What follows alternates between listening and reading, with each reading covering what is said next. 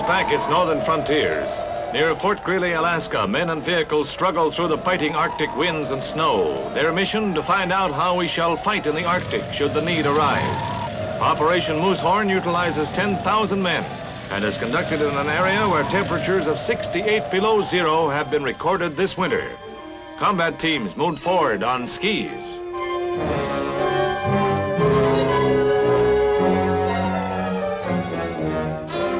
Transport planes deliver 400 tons of supplies to forward areas, while the steady advance of ground troops toward the enemy objective proceeds.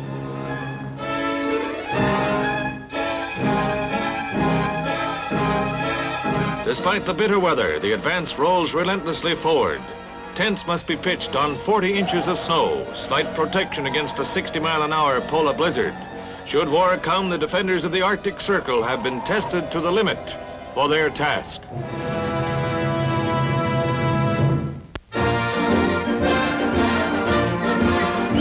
Ambassador John Lodge and Spanish military leaders are on hand as American-made tanks and other military equipment arrive at Cartagena, representing America's part of the long-term treaty under which Spain extends the use of base facilities to the United States Sixth Fleet.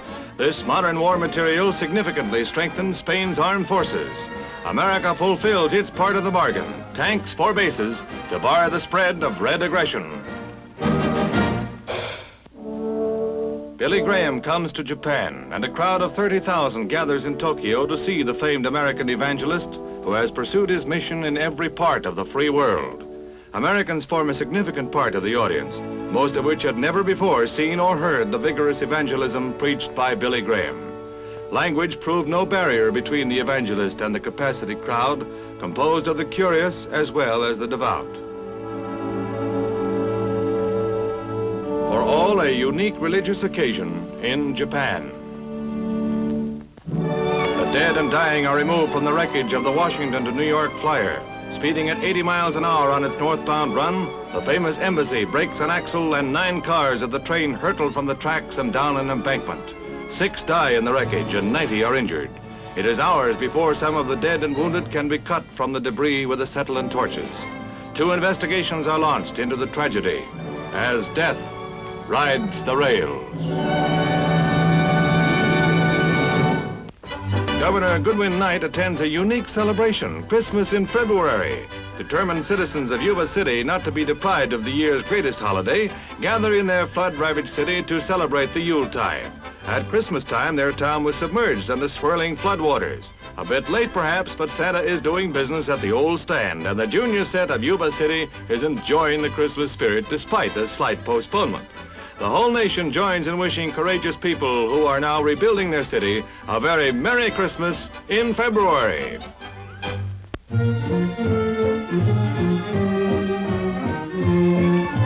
A swanky setting on Long Island's South Shore strikes just the proper note for sportswear fashions inspired by a motion picture, the film musical The Benny Goodman Story. For the short or long of it, cashmere blends are featured in styles selected by Miss Irene Johns, fashion consultant. Her selections pop right out of the pages to provide the right number for milady here. A cotton and orlon dress with detachable collar and cuffs and plastron buttoned front. Dacron crepe, your choice of a fleur-de-lis print or the candy striped blouse with jewel neck. Also popular is the short sleeve slipover.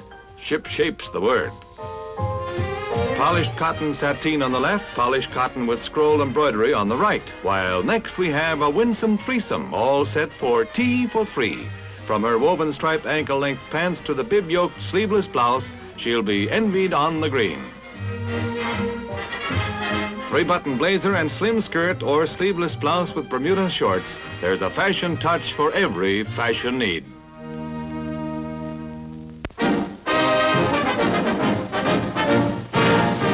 Molterer, considered one of the world's great slalom racers, runs into hard luck in the Austrian Championships at Linz.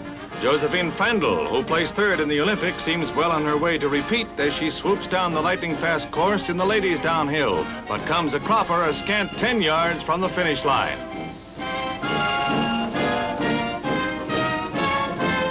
Sepp Schiffner, one of Austria's best, displays the flawless form that is every jumper's envy.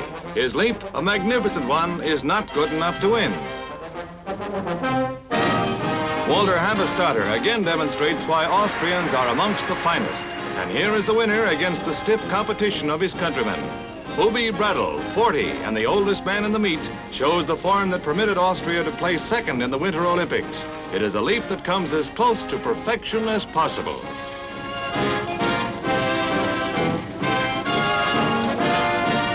His country's best. The high point of 2 weeks of motor thrills in the national stock car races is the 160-mile Circuit Championship, a 39-lap competition for unmodified stock cars. Qualifying speeds went as high as 135 miles an hour, with the big prize at stake. They don't spare the horses here. It's a supreme test of men and machines, and not all pass.